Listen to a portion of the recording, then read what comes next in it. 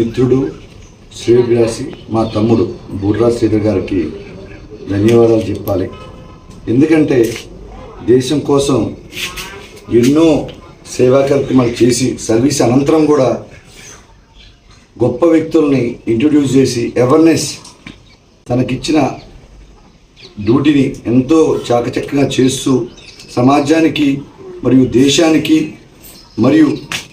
యూత్కి ఒక గొప్ప సందేశం ఇచ్చి అవేర్నెస్ అంటే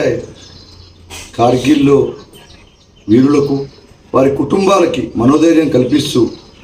ఈ యొక్క విషయాన్ని ఒక అనుసంధానిగా గవర్నమెంట్ దృష్టిలోకి మరియు సంబంధిత శాఖలకు పంపించడంలో ఎంతో నైపుణ్యత పాటించినందుకు శ్రీధర్ గారికి ఐవీఓ స్టేట్ కోఆర్డినేటర్ తరఫున